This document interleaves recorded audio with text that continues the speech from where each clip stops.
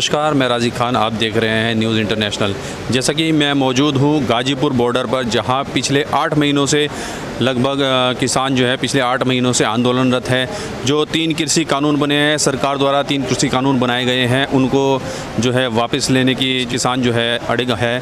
और हम मेरे साथ मौजूद हैं यहाँ पर एक किसान नेता, तो आइए उनसे ही जानते हैं। मेरा नाम जगत सिंह राठी, जिला मेरठ। जिला महासचिव। तो बताइए क्या, जैसे आप लोग यहाँ पिछले 8 महीने से लगातार आंदोलन पर हैं, क्या है मामला? भाई आंदोलन पर तो हम न्यू है कि इन्होंने हमारी रोटी पे कब्जा करना चाहा, ज़मीन छीनने का प्रोग्राम है। और जब ज़मीन नहीं रहेगी तो रोटी भी ख़त्म हो जाएगी। तो हम इस विरोध में हैं कि ना तो हम ज़मीन जान दें, ना रोटी छीन दें। और हर आम आदमी की रोटी पे इन्होंने कब्जा कर लिया। रोटी भी जो मिलेगी वो इनके गोदाम से ही मिलेगी, लाइन में खड़े होकर।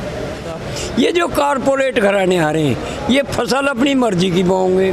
किसान ने पता नहीं ये फूल बुआ में क्या बुआ में, तो किसान ने फूल में तो खाने तो कुछ मिले नहीं जी। और उसमें भी किसान का कोई हक नहीं होगा। इन्होंने वो महाराज उठाई भी छीनने का प्रोग्राम बना दिया। अब ज़मीन पे, और दूसरा काम एक और करेंगे, 2 साल पहले एक कानून ले आइए, अब जो लीज पे ज़मीन लेगा वो भी लोन लेने का, क्रेडिट बनवाने का हकदार होगा। फर्ज किसान की लगेगी, लोन वो लेगा। तो वही इन कंपनियों के नहीं ले आइए।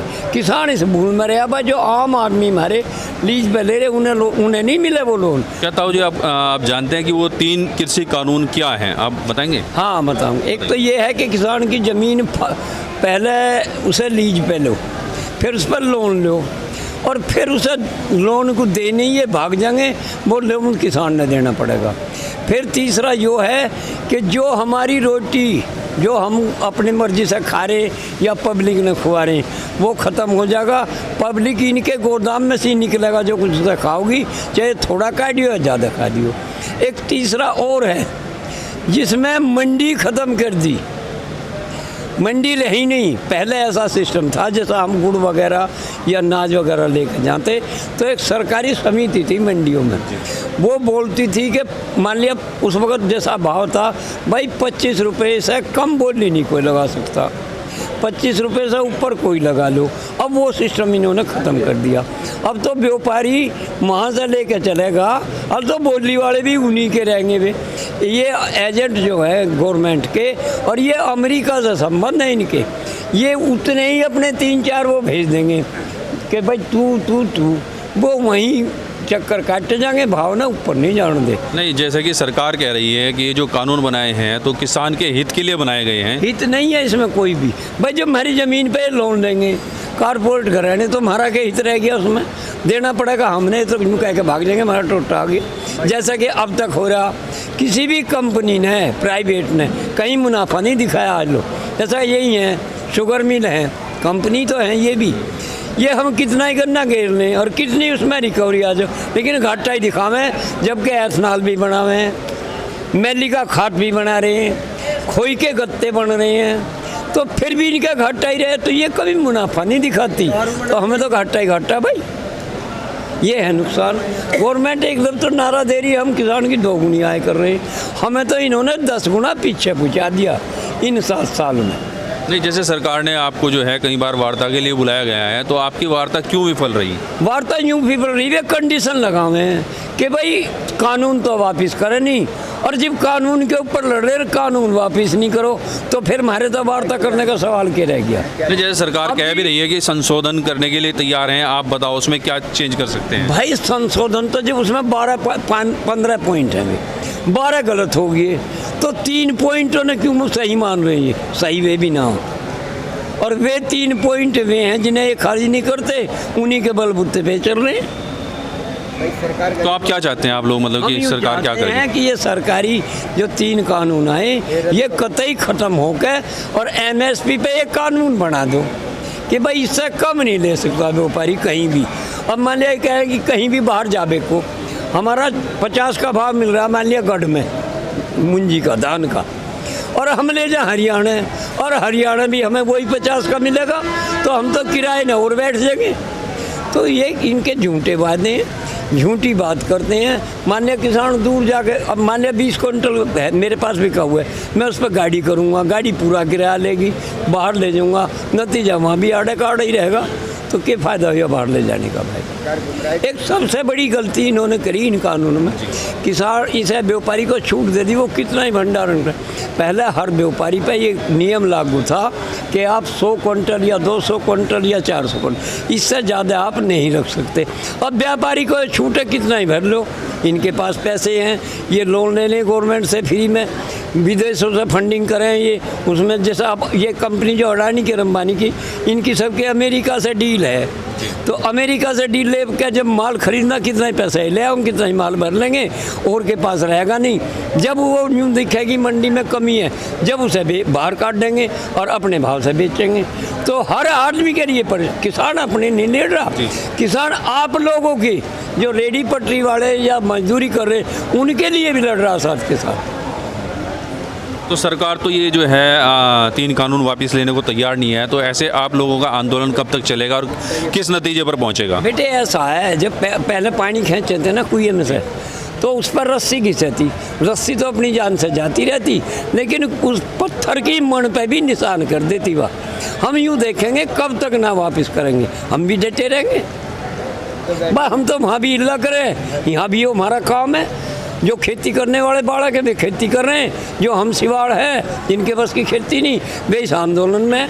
और यहाँ यह सोच के आए हैं अगर यहाँ हमारा बलिदान भी हो जाएगा तो भगत सिंह की डाल अगली पीढ़ी उन्हें याद करेगी और फिर वे लगेंगे इस काम पे। ये एक ऐसी दूब है, एक दूब घास होती, तो किसान को भी ये संज्ञा दी गई है, जो दूब घास है, कटे जाएगा और फूटे जाएगा, पर ये नहीं रहने के। हमारे यहाँ पुराने ज़माने में एक जमींदार थे पत्थर वाले, उनका एक वो आया जो अमीन कहते थे उघाने, एक भरता जाट था, उसका लगान टूट गया पैदावारी में। जब लगान टूट गया, उस मुंशी ने उसका हाथ खाट के पाए तले धर कर बैठ गया। तो उस आदमी ने एक बात कही थी, क्योंकि भाई मुंशी जी मेरी सुन, हम तो खेड़े की दूब हैं, कटे जाएंगे फूटे जाएंगे, पर तू नहीं रहना। जब वो गांव से वापस चला तो हमारे पास में एक सेंटर लगा था दोराड़े का, वहाँ गांडे भरे जाते छकड़ा में, रेल का इंजन खींचा था उसे। तो वहाँ वो घोड़ा बराबर में पहुँचा, घोड़ा तांगा ले रहा था वो, और वो इंजन स्टार्ट हो गया और वो घोड़ा भड़क गया और भाग दौड़ करके उसकी आँख खुपते हुए लगी रहे, वो इंजन में आ गया और मुंशी भी मर गया और घोड़ा मर गया। तो इस किसान की तो कुदरत तय दुआ है, कुदरत करेगी इसके लिए जो कुछ करेगी। तो जैसा कि अभी ये कहा जा रहा है कि ये आंदोलन जो है पंजाब का है और कुछ जो है 1-2 राज्य के थोड़े बहुत लोग लगे हुए हैं, तो आपको क्या लगता है कि मतलब जो है पूरे हिंदुस्तान में जो आपका आंदोलन है इसकी आग जगेगी लोगों के अंदर? भाई आग तो जग ली, कर्नाटक के लोग यहाँ हैं, पंजाब के यहाँ हैं, मध्य प्रदेश के यहाँ हैं, बंगाल के यहाँ हैं, उड़ीसा के यहाँ, ऐसा कौन सा प्रांत है जिसके आदमी नहीं आ रहे? या जहाँ अब जो दिल्ली चारों तरफ से घेरी है, एक प्रांत के आदमी तो घेरी नहीं, सभी प्रांतों के आदमी हैं। और ये आग तो किसान के हर घर में, हर मजदूर के घर में जग चुकी। अब तो इसमें सिर्फ एक बात रह रही, अगर जब तेल ज़्यादा पड़ेगा तो ज़्यादा ऊंची लो हो जाएंगी, अभी तेल कम पड़ रहा तो कम ऊंची लो है। तो क्या जैसे कि अभी जो है आने वाले कुछ दिनों में जैसे 2022 में भी कुछ राज्यों में चुनाव हैं, तो उसका आपको लगता है कि इसका जो है सरकार पर कोई असर पड़ेगा, भाजपा पर कोई असर पड़ेगा? भाई इतना असर पड़ेगा, जैसे इसने लोगों को पागल बनाया था, तो इनका स्थापना दिवस और इन्होंने लोगों पर थाली बजवा दी, कोरोना भाग जाएगा थाली बजा लो, लोग पागल हो गए। तो इनके दिमाग में आई यहाँ तो पागलों की कमी नहीं है, सिर्फ बनाने वाले की कमी। तो ये एक धोरे तो लग गए फिर हर काम न करना जो इन्होंने कोरोना काल में बनाया। भाई इसमें कहीं अनुमति नहीं है, किसी का मशवरा नहीं है, कुछ नहीं है। तो ये ऐसे झूठे काम जो हैं वे ज़्यादा दिन नहीं चलते। उसका नतीजा क्या हुआ? पहले था हर हर मोदी, हर बालक की ज़बान पर, हर आदमी की ज़बान पर हम बुढ़े जिब्बी यूँ कहते रहे, जो बदमाश है गुजरात का टाल करो। इसने 7 ISPCS जो DM थे वो जेल में बंद कर रखे। महज किस बात के ऊपर के 2 लड़कियों के साथ अश्लील फोटो उन्होंने इसकी ले ली, तो इसने उन्हें जेल में बंद कर दिया। आज तक मेरी याद नहीं हुई। ये तो बुनियादी गुंडा है, बचपन का गुंडा। अब क्या है हर बच्चे के नाम पे कि मर मर मोदी, मर मर मोदी, कद मरेगा या बाट देख रहे। यहाँ तक विद्रोह है। तो अब देख लो, जब हर गांव का बच्चा भी मर मोदी कर रहा, तो वो नए गांव में बढ़ने दे। ये भी संकल्प ले लिया किसान के बच्चों ने कि इन्हें भाजपा वालों को जहाँ मिलेंगे वहीं रोकेंगे, गांव में नहीं बढ़ने दे, चाहे इनकी पिटाई करनी पड़े या कैसे भी। लेकिन आप लोगों के इतने विरोध के बावजूद भी जो है भाजपा कई राज्यों में सरकार बना चुकी है, और आगे भी मतलब जो है जब चुनाव का माहौल आता है उस टाइम जो है माहौल बीजेपी के पक्ष में ही जाता है। तो इस पर क्या कहेंगे आप? अब नहीं जा भाई, जैसे बंगाल में हुआ, बंगाल में भी तो यूँ कहते हैं कि सरकार तो मैं नहीं आनी है और बहुमत ज़्यादा लेंगे, आई तो ना बंगाल में। विरोध तो शुरू ही अब हुआ भाई, शुरुआत बंगाल से हुई विरोध की। बंगाल के उसमें इलेक्शन में इन्हें पता लग गया कि तुम्हारी क्या अहमियत है। एक ली ममता बनर्जी थी, और ये आज तक की पहली मिसाल है ये कि जो देश का प्रधानमंत्री किसी राज्य में इलेक्शन के दौरान अपनी पार्टी के लिए भीख मांगने गया हो। सबसे पहला प्रधानमंत्री है। प्रधानमंत्री तो वे थे, लाल बहादुर शास्त्री थे। देश में अनाज की कमी थी, लोग भूखे थे, तो उन्होंने एक नारा दिया था भाई, जय जवान जय किसान।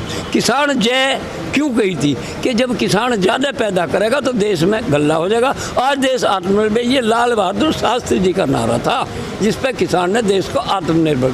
अब ये उसका नाजायज फायदा ठहरे। तो आपको लगता है कि मतलब ये जो किसान आंदोलन है सरकार को उखाड़ फेंकेगा, ऐसा कुछ होने वाला है क्या सर? अरे लगता नहीं, उखाड़ तो लिया।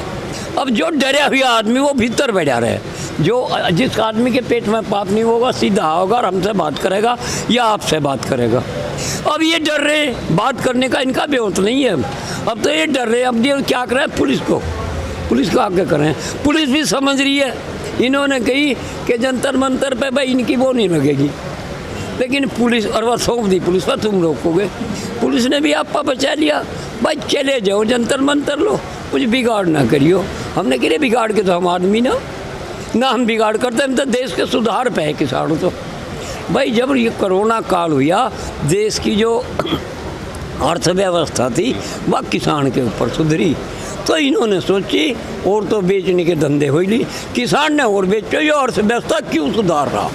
ये तो देश के वो गद्दार हैं जिन्होंने कभी, जो इनका नागपुर में ऑफिस था ना, उस पर कभी तिरंगा झंडा नहीं फहराया। पहले दीपक का फहराते थे, अब कमल का। तो ये तो देश के गद्दार रहे। अटल बिहारी वाजपेयी, जिसको लोग कहते हैं बहुत बढ़िया प्रधानमंत्री था, उस आदमी ने अंग्रेज ज़माने में जब आंदोलन चल रहे थे, उस आदमी ने अपने 5 साथियों को सरकारी गवाह बनकर माफ़ी मांग कर फांसी लगवाई थी। वो अटल बिहारी इतना बढ़िया आदमी था।